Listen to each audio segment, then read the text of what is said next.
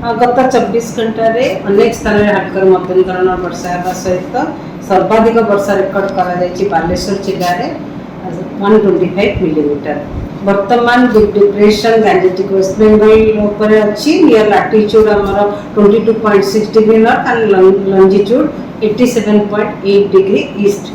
आउ यही system T पश्चिम दिग को धीरे धीरे गति करने सहित यार तीव्रता डीप डिप्रेशन हिसाब से आज संध्या पर्यंत परवर्ती 48 घंटा धीरे धीरे दुर्बल होकर डिप्रेशन हमारा संभावना रही और डिप्रेशन जनरली आमर पश्चिम दिग को गति कर झारखंड एवं नॉर्थ छत्तीसगढ़ देखी यार प्रभाव रे आगामी 48 घंटा ओडिशा रे वर्षा रहिबो।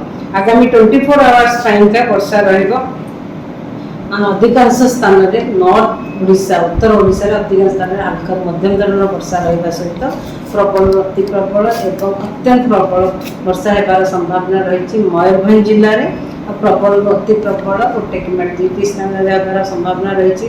केउंझर बालेश्वर और सुंदरगढ़ जिले में सहित प्रबल वर्षा गोटे कि दुईटी स्थान में हेबार संभावना रही जमीक झारसुगुड़ा संबलपुर देवगढ़ अनुगुल ढेंकानाल भद्रक कटक जगतसिंहपुर खोर्धा जाजपुर एवं केन्द्रापड़ा जिले में 16 तारीख में भी उत्तर ओडिशा रे अनेक स्थान में हल्का मध्यम धरण वर्षा रहा सहित गोटे कि दुईटी स्थान में प्रबल अति प्रबल वर्षा रही संभावना रही जमीक झारसुगुड़ा और सुंदरगढ़ जिले में सहित प्रबल वर्षा गोटे कि दुईटी स्थान में हेबार संभावना रही जमीक केउंझर देवगढ़ संबलपुर बरगढ़ सोनपुर बौद्ध एवं अनुगुल जिले में सहित आगामी 24 घंटा आज संध्या पर्यंत राति पर्यंत आमर उत्तर ओडिशार जिला माने जमीक मयूरभंज केउंझर बालेश्वर एवं सुंदरगढ़ जिला मानक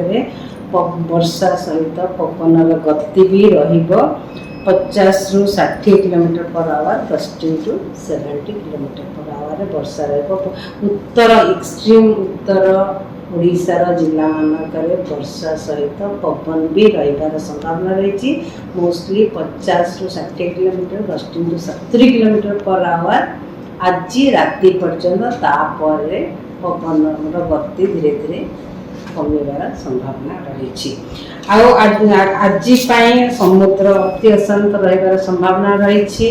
काली सकाळ पर्यंत समुद्र रफ रहा। आज संध्या पर्यंत राति पर्यंत सकाळ समुद्र अति अशांत रहा। काली सकाळ पर्यंत राति नहीं सकाळ पर्यंत समुद्र अशांत रहा। से मत्स्यजीवी मानक काली सकाळ पर्यंत समुद्र भितर को जीवाको मना अच्छी।